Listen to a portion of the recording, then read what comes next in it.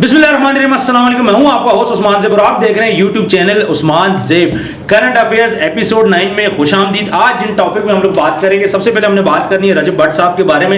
नई कंट्रोवर्सी चली है रजब भट्ट की और फातिमा खान की। उसके बाद समिया हिजाब का केस रिजॉल्व हो गया, उस पर भी हमने बात करनी है। ड्रामा इंडस्ट्री पे भी आज हम थोड़ा सा बात करेंगे, खासतौर पर जो पैसे की इन्वॉल्वमेंट होती है। इसके अलावा स्कूल्स के अंदर जो रैगिंग होती है, जो नए बच्चे यूनिवर्सिटीज में जाते हैं, कॉलेजेस में जाते हैं, उनके साथ रैगिंग की जाती है, उसके बारे में हमने बात करनी है। एक रेप केस में सीसीडी ने एक मुल्जिम को मारा है, कसूर बॉर्डर के पास था, उस पर हमने बात करनी है। फिर पुलिस वाले के घर पे छापा पड़ता है, ये बड़ी इंटरेस्टिंग न्यूज है, इस पे हम लोग बात करेंगे। इसके अलावा टिकटॉक पर फाशी हरकत पे हम पहले भी बात करते रहे, अब भी बात करेंगे कि इन हरकत पे अब गवर्नमेंट ऑफ पाकिस्तान ने क्या स्टेप लिया है। इसके अलावा जो बोल्ड ड्रामाज होते हैं, फिल्म्स होती हैं, उसके बारे में अतीका उडो ने क्या बोला है, इस पर हम लोग बात करेंगे।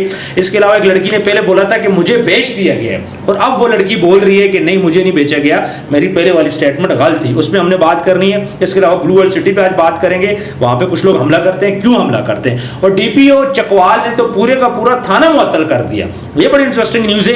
इसके अलावा कराची में एक लड़का 70 से ज्यादा बच्चों के साथ जिनसी ज्यादती करता है और उनकी वीडियोस बनाता है। टिकटॉक पे फेमस होने का शौक, ट्रेन के नीचे बच्चा लेट गया, इस पे भी हम लोग बात करेंगे। इसके अलावा एक बहुत सैड न्यूज है, 12 जवान आज शहीद हो चुके हैं जनूबी वजीरिस्तान में, इस पे हम लोग बात करेंगे। और एंड पे हम लोग बात करेंगे कि ये जो कश्ती में लोगों को सैलाब ज़दगान एरियाज पंजाब के जो हिस्सों में से निकाला जा रहा है, कश्ती वाले पैसे डिमांड कर रहे हैं, क्यों? हालांकि ये तो फ्री वाला काम है। इमरान साहब बहुत बहुत शुक्रिया। सबसे पहले रजब भट्ट का मुझे बताइएगा, फातिमा खान का ये पार्ट खत्म नहीं हो रहा जी। बहुत शुक्रिया जी उस्मान भाई। नहीं, असल बात यह है कि देखें, जब कोई भी इंसान अल्लाह पाक उसको इज़्ज़त दे दे या शोहरत दे दे, फिर मामला तो साथ साथ चलते ही रहते हैं। बिल्कुल ऐसे ही कोई भी बंदा, अब रजब भट्ट है, रजब भट्ट बेसिकली उसकी कल एक वीडियो आई, पहले तो उसने लोगों से माजरत की कि यार परसों मैं बड़ा दिल बर्दाश्ता हो गया और मेरे आंसू निकलना शुरू हो गए, उसकी वजह से मेरे व्यूवर्स बड़े परेशान हुए, उसने उसकी माजरत भी की। और दूसरा ही साथ ही उसने कहा कि यार एक लड़की है, वो मुख्तलिफ पॉडकास्ट में जाके मेरे हवाले से बातचीत करती है, तो उसके बारे में बताएं कि मैं कोई उसका पोस्टमार्टम करूं या ना करूं। तो दूसरी तरफ से उस लड़की का भी बयान आ गया, फातिमा का भी। उसने बयान ये दिया है जी कि मैं तो इसको छोड़ बोली हुई थी, मैंने वो टैटू भी ख़त्म कर दिया है, और ये है वो है वट एवर। लेकिन रजब भट्ट को हम तो यही कहेंगे, क्योंकि उसने सजेशन मांगी है, पाकिस्तानियों से मांगी है, जैसे व्यूवर से मांगी है, हम तो यही कहेंगे कि यार एक मामला रफा दफा है तो वो रफा दफा ही रहना चाहिए। सर मैं आपकी बात काट रहा था कि रफा दफा तो इसलिए नहीं कि वो पॉडकास्ट पे पॉडकास्ट दिए जा रही है। अब होता क्या है, एक पॉडकास्ट होता है ना, तो 10 दिन वो चलता रहता है, उसके क्लिप्स चलते रहते हैं। अगर वो बोल रही है जी मैंने 7 दिन हुए मैंने बात नहीं की, तो आपने जो पहले पॉडकास्ट दिया वो तो चलता रहेगा। इन्होंने क्या किया, मतीरा को भी पॉडकास्ट दिया, एक और लड़के को भी पॉडकास्ट दिया, तकरीबन 4 से 5 ये पॉडकास्ट ये कर चुकी है, ठीक है। एक और लेडीज है, उनको भी दिया, तो पॉडकास्ट तो वो कर रही है, व्यूज तो ले रही है। वो तो ये भी कह रही है कि मैं रातों को पता नहीं उसके नाम के बगैर सो नहीं सकती, मुझे नींद नहीं आती, याद बहुत आती है। लेकिन आप मुझे बताएं, रजब शादीशुदा बंदा है भाई मेरे, वो क्या करे? अब वो हजारों लड़कियां, अब कभी कोई क्या कह रही है, कोई क्या, वो सब के लिए वो क्या करे? मुझे ये वैसे तो इस्लाम में 4 जायज है, पर वो जायज है, लेकिन वो तो कह रहे हैं ना कि भाई मैं पहली के साथ मुतमिन हूँ। पहले भी आपको पता है उसकी वाइफ और उसके दरमियान अच्छा खासा क्लैश पड़ा रहा है, ऐसे और इन्हीं लोगों की वजह से। मैं ये नहीं कह रहा 4 कह रहा, मैं मतंगन बोला, ये ना ऑडियंस हमारी सीरीज ले ले। अच्छा, समिया हिजाब का केस तो बिल्कुल एंड हो गया जी। हाँ जी, ड्रॉप सीन हो गया जी। और ड्रॉप सीन होना भी था, क्योंकि मेरे ख्याल में पैसे खत्म हो गए, तो मजीद पैसे भी तो चाहिए, मजीद घर भी तो वो कह रही है ना कि मैं खुद चलाती हूँ, तो वो घर चलाने के लिए जो पैसे चाहिए उसका भी तो बंदोबस्त करना है ना। सर उसने इकट्ठे बंदोबस्त कर दिया। हमारी इतलात के मुताबिक 60 से 70 लाख के दरमियान डील हुई है, जो मीडिया हजरात कह रहे हैं, मीडिया के ऊपर लोग बातें कर रहे हैं। फिर इसमें 3 से 4 बंदे इन्वॉल्व थे, कुछ पुलिस के लोग भी इन्वॉल्व हैं, बल्कि मीडिया के लोग ये भी कह रहे हैं कि IG साहब इसके बारे में अब खुद ही तहकीकात करके पता करेंगे कि ये क्या मैटर हुआ है। दूसरी तरफ उसने ये कहा जी कि ये मुझसे माफ़ी मांगे, बकौल उनके कि उसने माफ़ी मांगी है, और उसने कुछ शराइत रखी थी कि ये मुझे तंग तो नहीं करेगा, मारेगा तो नहीं, जो बातें चल रही, उसने कहा जी कोई ऐसा मैं काम नहीं करूँगी। ठीक है। एंड ये हुआ है कि अभी मामलात ख़त्म हो चुके हैं। लेकिन देखिए, मैं आपको एक बात बताऊंगा, समिया हिजाब जैसी जितनी भी लड़कियां टिकटॉक के ऊपर आती हैं, वो एक चीज़ अच्छी तरह समझ लें, जब वो गिफ्ट लेंगी, जब तोहफे ताइफ लेंगी, जब लोगों के साथ जाके होटलों में रातें स्पेंड करेंगी, तो फिर जो बंदा उनके साथ होगा वो भी कुछ रिक्वायरमेंट्स करेगा। गिव एंड टेक का मामला है, इसलिए कुछ लेने के लिए कुछ देना पड़ता है, हदें रखें। बहुत से मैंने टिकटॉकरों को देखा, वो कहते हैं जी हम इस मामले में इसीलिए नहीं पढ़ते क्योंकि इसका एंड गंदा है। बिल्कुल एंड यही होना है। अच्छा, अब ड्रामा इंडस्ट्री की थोड़ा सा बात करें तो ये बोला जाता है कि इसमें पैसे बहुत लेट मिलते हैं, तो बंदा कैसे सफ़र करेगा? जिस तरह ये बड़े अरसे से हम बातें पहले भी सुनते रहे थे, लेकिन अभी जो ताज़ा तरीन बात हुई है, सैयद मोहम्मद अहमद सब बड़े बुजुर्ग हैं और बड़े ही अच्छे काबिल, बड़े काबिल इंसान हैं। 2-3 ड्रामों में उनके बड़े फेमस ड्रामे हुए। अच्छा, मैं आपकी बात काट रहा हूँ, हुमैरा असगर का भी ये सीन हुआ था, पैसे ना होने की वजह से वो डिप्रेशन में थी। सर देखें, इस शोबे में बहुत से लोगों के साथ ये हो चुका है।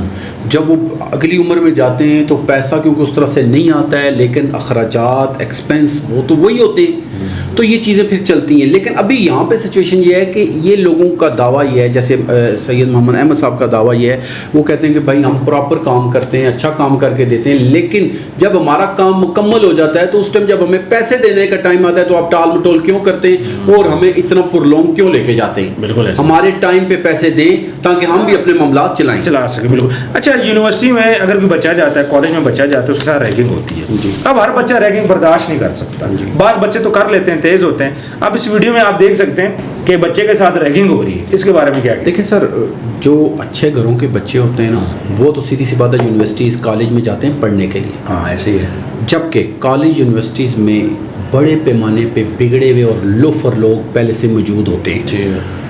अब आपको पता है अदारों ने एक और सिस्टम बनाया है जिसमें सिर्फ उनके हवाले, जैसे CCD है ना, इसी तरह एक अदारा नया बना है जिसमें यह कहा गया है कि यूनिवर्सिटीज़ के अंदर जितने मंशियात के काम हो रहे हैं, मंशियात बच्चे ले रहे हैं, ड्रग्स लेते हैं, उसके ऊपर भी काम शुरू हो चुका है। ठीक है। अब मैं उन्हीं लोगों को कहूँगा कि इसके साथ साथ वो बच्चे जो पढ़ाई की गर्ज से सिर्फ जाते हैं, देखें इससे क्या क्या होता है, इससे बच्चों का कॉन्फिडेंस खत्म हो जाता है, इससे बच्चे की शख्सियत बहुत मुतासर होती है क्योंकि शख्सियत मस्क हो जाती है। फिर बाज लोग बच्चे डिप्रेशन में चले जाते हैं। ऐसे ही है। जो बच्चा डिप्रेशन में चला जाएगा वो पढ़ेगा कैसे? चला गया तो वो पढ़ेगा कभी भी नहीं। मैं आपको बताता हूँ कि कई बच्चों ने सिर्फ पढ़ाई इस गर्ज से छोड़ दिया कि वहाँ पे जो बदतमीज लड़के, लोफर लड़के, जो ग्रुपिंग बनी हुई है, बड़े अरसे से हम देखते हैं कि कॉलेज यूनिवर्सिटी के लेवल पे जब जाते हैं तो ये ग्रुप्स बना लेते हैं। उन ग्रुप्स में ये क्या करते हैं कि जो नए बच्चे आते हैं उनको ये प्रेशराइज करते हैं, उनके साथ ये रैकिंग करते हैं, उनको तंग करते हैं। अभी यही वाकया, ये एक हादसा जो हुआ और ये वायरल हो गया, वो कैसे हुआ है? अब एक बच्चा आप वीडियो में दिखाएं लोगों को कि वो बकायदा रो रहा है और ये उसके साथ एक कोई अजीबो गरीब सी मखलूक खड़ी है, वो लड़का भी अजीबो गरीब है जो उसके साथ हरकतें कर रहा है, टेंगू टाइप है, वो जैसे नहीं कोई होते, वो उसको बार बार डिप्रेशन में लेके जा रहा है, वो रो रहा है और वो आगे से मजाके बना रहे हैं। क्यों रो रहे हो भाई, ये करो जी, हमारे कहने पे ये कर दो, एक दफा कर दो, तुम्हें कुछ नहीं कहेंगे। वो भाई क्यों भाई, तुम उसके क्या लगते हो? बिल्कुल। तुम कौन हो? तुम कॉलेज यूनिवर्सिटी पढ़ने जाते हो या बच्चों को दबाने जाते हो? IG साहब का काम है, DIG साहब का काम है, इस पे सख्त कार्रवाई करें। और ये एक कॉलेज का मैटर नहीं है, तो देखिए तमाम यूनिवर्सिटी कॉलेज, जैसे अभी 2-3 हादसे हमने देखे, ड्रामा इंडस्ट्रीज में देखे और जगहों पे देखे। लाजम तो नहीं जब हादसा रूनुमा हो जाए तब भी हम कार्रवाई करें? सर पहले होनी चाहिए। ये जो बच्चे पढ़ने वाले हैं, खुदारा उनको पढ़ने दो भाई। मैं आपको एक बात बताऊं, जैसे कब्जा माफिया में बदमाश सारे इकट्ठे हो जाते हैं, शरीफ नहीं इकट्ठे हो सकते, शरीफ नहीं हो सकते। ये यूनिवर्सिटीज कॉलेज में भी यही है। अच्छा, CCD ने एक मुलजिम को मारा है जी, बड़ी खुशी हुई है मुझे। एक नए शादीशुदा जोड़ा था, शोहर के सामने 4 बंदे मिलके रेप करते, और जो मरकजी मुलजिम में भाग जाता है वो भी जाके CCD ने पार कर दिया। सर जी, ये हादसा ऐसे होता है कि एक शख्स होता है जो अपनी वाइफ के साथ कहीं पे जा रहा होता है और ये 4 बंदे पहले खुद उससे ज्यादती करते हैं और फिर जुल्म की इंतहा ये करते हैं कि फिर कहते हैं अब हम देखेंगे तुम दोनों आपस में ये काम करो ना करें जी। ये बकायदा हुआ है सर, इस हादसे में ये ऐसा ही हुआ है और ये बहुत बड़ा जुल्म हुआ है। अच्छा, इन्होंने क्या किया, ये CCD ने केस फिर अपने हैंड ओवर किया है।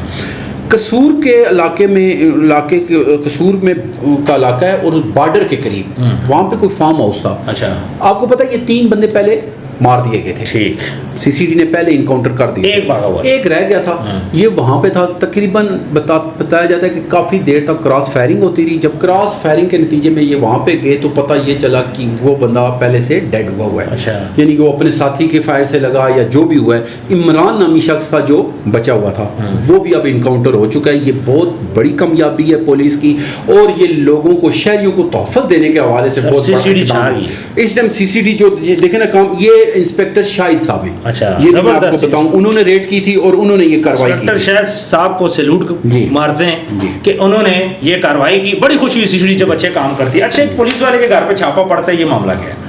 सर, पुलिस वाले के घर पे छापा ऐसे पड़ता है कि पहले तो हमने भी जब सुना तो बड़ा हो गया कि यार ये पुलिस वालों के साथ क्या हो रहा है कि, लेकिन वो क्या होता है, वो मोहल्ले वालों के साथ जाते हैं, मीडिया पर्सन उसके घर पे नॉक करते हैं, कहते हैं भाई हमें मोहल्ले वालों ने इतला दी है कि आप बोरों के अंदर कोई चीज़ घर में लेके जाते हो, तो हम ये जानना चाहते हैं कि क्या लेके जाते हो। उसने कहा जी चलिए आए अंदर। जब वो अंदर जाते हैं उस्मान साहब, तो वो देख के दंग रह जाते हैं कि वहाँ पे बहुत सारे कुरानी औराक और कुरान पाक, जो शहीद कुरान पाक आप जिन्हें कह लें, या औराक जो शहीद हुए होते हैं, वो वहाँ पे पड़े होते हैं बोरों में, और टनों के साथ थे। उन्होंने पूछा भाई ये क्या है और कहाँ से लेके आए हो?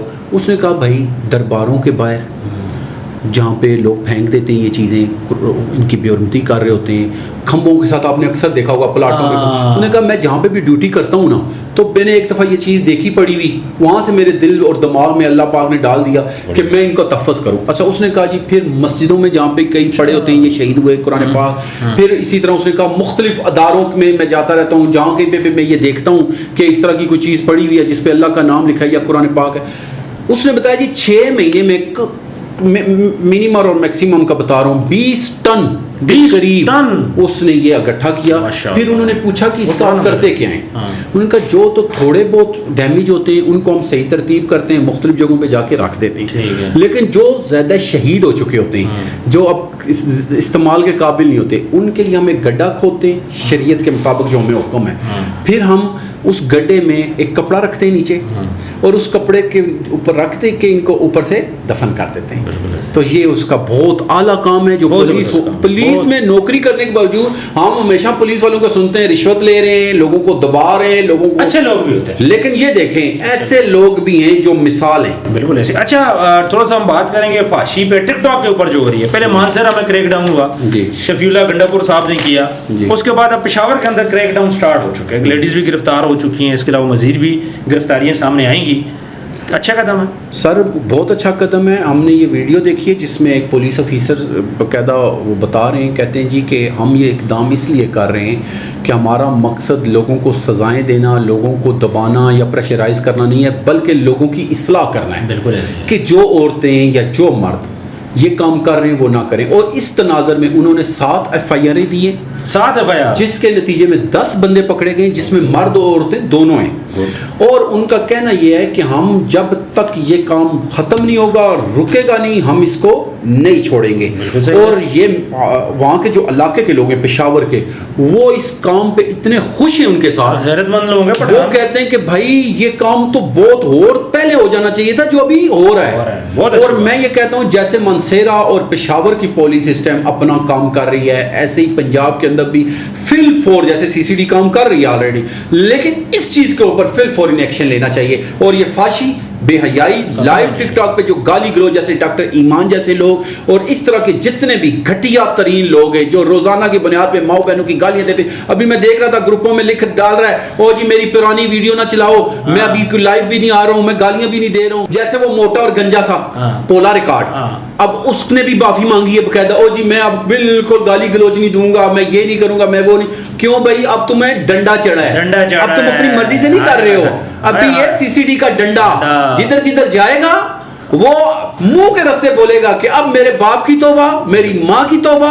और हम इस पे भी अपनी CCD को खराज तहसीन पेश करते हैं कि बहुत अच्छा काम कर रही है। बिल्कुल सही। अच्छा, अतीका ओडो की बात करें, उन्होंने एक अजीब सा बयान दिया है कि जो बोल्ड हमारी ड्रामाज हैं, फिल्में हैं, वो रात को 10 बजे के बाद चलने चाहिए क्योंकि बच्चे देखते हैं। सर, अतीका ओडो ऑलरेडी बड़े अरसे से मुतनाज़ा चल रही हैं। ठीक है, आपको पता है कि इनका एक ड्रामा होता था दश्त, बड़ा लोग इनको पसंद करते थे, बड़ी अच्छी एक्टर थी, बड़ी खूबसूरत भी थी, हाइटेड भी थी, और लोग इनको ना बड़ा, लेकिन बाद में फिर इन्होंने कुछ ऐसे कारनामे किए कि अब इनका जो मुआशरे के अंदर वो इम्पैक्ट है वो नहीं। अब इन्होंने ये जो बात की है, बोल्ड और एक लफ्ज़ इस्तेमाल किया है जी, ख़तरनाक किस्म के जो ड्रामा। मुझे एक बात बताएं, रात को 10 बजे के बाद ये कहते हैं लगाएं, 10 बजे के बाद तो बच्चे अपने वालिदैन के साथ बैठे होते हैं। आप चाहते हैं कि बच्चे और वालिदैन मिल के गलत काम देखें? बिल्कुल। या इस तरह के बोल्ड होना क्यों चाहिए? मैं वही कह रहा हूँ ना भाई, इस तरह के ड्रामे होने ही क्यों चाहिए? हम इस्लामी मुल्क में रहते हैं भाई। वो कहते हैं रात को देखें जी, रात भाई इस तरह का 10 बजे के बाद ऑलरेडी सीसीडी को रिक्वेस्ट कर रहे हैं कि जो ये लाइव पे हो रहा है, ये कुछ आप ड्रामों में भी वही हो रहा है। अच्छा, फिर इसका मतलब है टिकटॉक का ठीक कहते हैं ना कि हम लोगों के तुम फैमिली व्लॉगिंग का नाम दे के हमें खराब करते हो, हमें बदनाम करते हो, और जो ड्रामों में कंजर खाना खुला हुआ है वो क्यों नहीं खत्म करते? तो ये भी हम रिक्वेस्ट करेंगे इस कंजर खाने को भी खत्म किया जाए। बिल्कुल सही कह रहे हैं। अच्छा, एक बच्ची है, पहले बोलती है जी मुझे मेरे वालिदैन ने बेच दिया है, बाद में बोलती है नहीं जी मुझे मेरे वालिदैन ने नहीं बेचा। कि हमारे यहाँ पे मजाक चल रहा है? सर मुझे ये लगता है कि इसके पीछे, ड्रामे के पीछे कोई और बिहाइंड सीन भी कुछ चल रहा है, कोई चक्कर जरूर है। वो अब मैं आपको बताता हूँ कैसे। कोई जफर अब्बास नाम का बंदा है, वो बच्ची, पहले एक बयान आया था, उसका वीडियो आया था, आपने अगर क्लिप देखा उसमें वो बच्ची कहती है कि मुझे बचा लें, मुझे मेरी वालदा सख्की माँ मेरी सेल कर रही है, फरोख्त कर रही है 7 लाख के बस, उसमें मेरी खाला भी इन्वॉल्व है, उसमें मेरा मामू को इमरान है वो भी इन्वॉल्व है, वो सारा उसने बात की।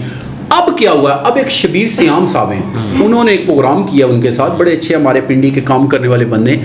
उन्होंने जब प्रोग्राम किया तो वो बच्ची, बल्कि उन्होंने कहा भी है, उन्होंने कहा किसी प्रेशर में आके तो ये बयान नहीं दे रही हो, वो बच्ची तो ये कह रही है कि मैं नहीं कर रही हूँ क्योंकि ये हमारे फैमिली, उन्होंने कहा जफर अब्बास को जानती थी, उन्होंने कहा जी हमारा फैमिली रिलेशन है जी, तो हमें मुझे नहीं पता था इनका कोई लेन देन था, पुराना था, ये था वो था।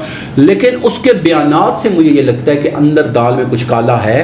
पुलिस को अपनी कार्रवाई करनी चाहिए, और पुलिस को यह देखना चाहिए कि ये नहीं कि पहले एक वीडियो लगाए आप दौड़ना शुरू कर दें, दूसरी वीडियो आए आप खत्म कर दें। नहीं भाई, मजाक थोड़ी है, इसका ड्रॉप सीन होना चाहिए और पता चलना चाहिए कि अंदर इसके हकाइक क्या हैं। बिल्कुल सही है। कल कुटे की बात कर ले। अच्छा, ब्लू वर्ल्ड सिटी की थोड़ा सा बात करेंगे।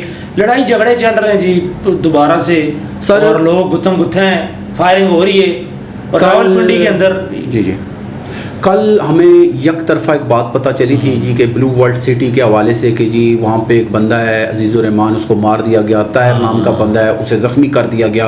और आज भी हमने एक वीडियो देखी है जो वायरल हुई थी, सर्कुलेट कर रही थी कि एक बच्ची है जिसमें लाइव वीडियो बना रही है, वो जी हमारे साथ ये हो रहा है, हमारे साथ वो हो रहा है। अब देखें, जो फैसला करना है वो करना है किसने? अदारों ने, पुलिस कर रही है। लेकिन जो हमें पता चला है, चौधरी नईम इजाज़ का एक बयान आता है जो PP10 से MP है, और ब्लू वर्ल्ड सिटी जो साद है, और दूसरा इनका एक और इजाज़ नईम भाई है, उसके हवाले से उन्होंने बयान दिया जी कि ये ज़मीन बेसिकली हमारी है, हमारे नाम के ऊपर है, और इसके सारे जो कानूनी कवायद हैं वो हमारे पास हैं। कोई देखना चाहता है देख ले, अदारे देखना चाहते हैं देख लें, हमने किसी बंदे को कुछ नहीं कहा है। ये लोग आके हम पे दावा बोल रहे थे और इन्होंने हमारी जगह पे ऑक्युपाई होने की कोशिश की है। अब अदारों ने ये फैसला करना है कि ये जो फैमिली थी ये सही बोल रही है या चौधरी नईम इजाज़ साहब सही बोल रहे हैं, क्योंकि देखें दरमियान में हमारा काम है कि जो बात हुई है वो ज़रूर बताएं। वीडियो वो जो वायरल हुई है उसमें वो बच्ची चिल्ला रही थी, रो रही थी, वहाँ पे औरतें भी थी, वो कह रही है जी हमारी ज़मीन है, ये हमें कब्जा नहीं दे रहे, हम इनके आगे सेल नहीं करना चाहते, ये क्यों ज़बरदस्ती हमसे ख़रीदना चाह रहे हैं। तो अब ये अदारों को चौधरी नईम इजाज़ साहब और इनके भाई जवाब दें कि ये क्या है। और दूसरी तरफ वो ये भी कह रही थी कि इन्होंने गुंडे खड़े किए हुए, ये गुंडे हमें मार रहे हैं, ये देखिए मेरे चचा को मार रहे हैं। इस तरह के बयानात हम देखते रहे। ठीक है। अच्छा, DPO चकवाल साहब ने पूरे थाने को मुअत्तल कर दिया, ये क्यों किया उन्होंने? सर DPO चकवाल में आपको पता है कि मोहिउद्दीन साहब खुली कचहरी वाले बड़े दबंग हैं। असल मामला ये होता है कि चूंग मंगवाल एक चौकी है जहाँ पे एक बच्चा होता है, कमसिन बच्चा, उसके साथ ज्यादती का केस जाता है। अच्छा। और वो कहते हैं कि जी हमारे बच्चे के साथ ज्यादती हुई है, लेकिन जितनी चौकी होती है वो ना उनको कोई रिप्लाई करती है, बल्कि उल्टा दूसरी पार्टी के साथ मिल के इस मामले को रफा दफा करने की कोशिश करती है। अच्छा। अब क्या होता है, खुली कचहरी लगती है, आपको पता है मोहिउद्दीन साहब तो तकरीबन हर हफ्ते ही लगाते हैं खुली कचहरी। वो पूरी फैमिली खुली कचहरी में पहुंच जाती है। वो कहती है सर ये हमारे साथ मैटर हुआ है, ये हमारा बच्चा है, इसका आप टेस्ट भी करवा लें, इसका चेकअप करवा लें, हमारे बच्चे के साथ ज्यादती की गई है। और इस ज्यादती के नतीजे में हम जब चौकी पे गए तो उन्होंने FIR नहीं काटी। अच्छा। उन्होंने जब सर्च किया, सारी तहकीक की, तो मोहिउद्दीन साहब ने चूंग मंगवाल की सारी चौकी के अमले को मुअत्तल कर दिया। अच्छा। और लोगों ने उन्हें बहुत अप्रिशिएट किया और लोगों ने उन्हें खराज तहसीन पेश किया। उन्होंने कहा जी आप जैसे ऑफिसर अगर हर इलाके में हो जाएं तो यकीन माने जराइम खत्म हो जाएंगे। बिल्कुल। अच्छा, कराची के अंदर एक केस आता है, एक बंदा 70 बच्चों के साथ ज्यादती करता है, छोटे बच्चों के साथ, ये वाकया क्या? सर कराची के अंदर एक शख्स है शब्बीर नाम का। ठीक है। 70 का तो एक फिगर चल रहा है, ज़्यादा भी हो जबकि सकता कहते है। हैं कि 100+ बच्चियों के साथ उसने ज्यादती की। ये बच्चियों के साथ कि बच्चों के साथ? बच्चियों के साथ। अच्छा, बच्चियों के साथ। बच्चियों के साथ, ये 16 साल से नीचे नीचे, अच्छा, छोटी कम बच्ची। सिन बच्ची हैं, ठीक। 12 साल 13 साल 10 साल ठीक। की बच्चियों के साथ ज्यादती की है। और प्लस क्या कहते हैं जी कि मुख्तलिफ बहानों से किसी को कहा जी कि मैं तुम्हें कोई चीज़ ले देता हूँ, किसी को ये करता टॉफी हूँ, दे वो दी, करता किसी हूँ, को ये पैसे करता दे दिए। हूँ, उसको पैसों का लालच देके उसने ये काम किया है। और उसके मोबाइल से जो वीडियोस बरामद हुई हैं वो 100 से ज़ायद है। 100 से ज़ायद वीडियोस जी। और अगली बात मैं आपको बताऊं कि अब उसके ऊपर एसएसपी साउथ ने पर्चा दे दिया है, उसके खिलाफ तहकीक जारी है। और आगे अब ये देख रहे हैं कि ये शख्स जो वीडियोस बनाता था, ज्यादती करता था, ये वीडियो जाती कहाँ थी? क्योंकि आपको पता है बहुत सारी डार्क वेबसाइट्स हैं, बहुत सारी, और ये करोड़ों लाखों रुपए की वीडियोस बिकती हैं। तो ये पहले भी आपको याद हो बहुत सारे केस आ चुके हैं। इधर बेरिया टाउन में हुआ था, नारकली होटल में, ऐसा ही है। जी, जी, तो अब ये केस कराची में सामने आया है। हम उम्मीद करते हैं कि जो एसएसपी साउथ हैं वो इसके हवाले से बड़ा बोल्ड डिसीजन लेंगे और इस बंदे को करार वाकई सजा मिलेगी। और ये भी इनको पता करना चाहिए कि क्या ये अकेला है या इसके साथ पूरा गैंग है। बिल्कुल ऐसे ही। जी। अच्छा, 12 जवान आज हमारे शहीद हो गए जी जनूबी वजीरिस्तान में। बड़ा अफसोस वाला लम्हा है। अभी कुछ दिन पहले हमारा एक जवान यहाँ पे शहीद हुआ था।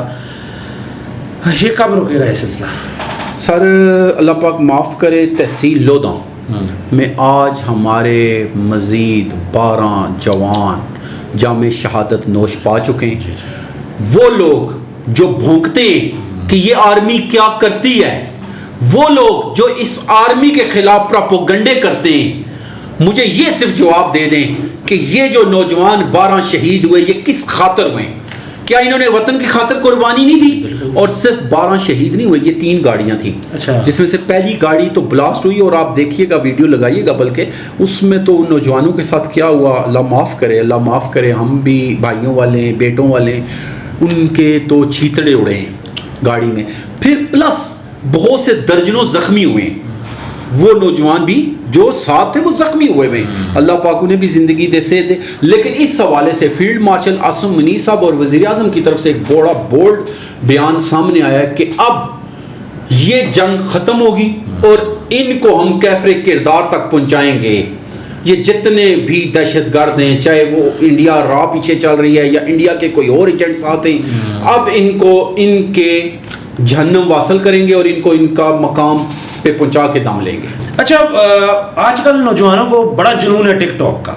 अब एक नौजवान है ट्रेन के नीचे लेट जाता है टिकटॉक बनाने के लिए। सर बहुत सारी जानें पहले जा चुकी हैं। अब ये नौजवान की आप टिकटॉक अगर चलाएंगे, वीडियो चलाइएगा ज़रा, देखें कि ना इसने परवाह की अपने माँ की, ना बाप की, ना बहन की, ना भाई की। अगर खुदा न खास्ता एक लम्हे के लिए सोचें कि अगर ट्रेन की कोई चीज़ नीचे होती, कोई लोहे की चीज़ निकली होती, इसके सर निकल जाते। सर रेस्क्यू एडवेंचर थोड़ी है तो सर उसके बाद वो गाना हम सुनते रहते हैं, टुर के यार मब्ताले।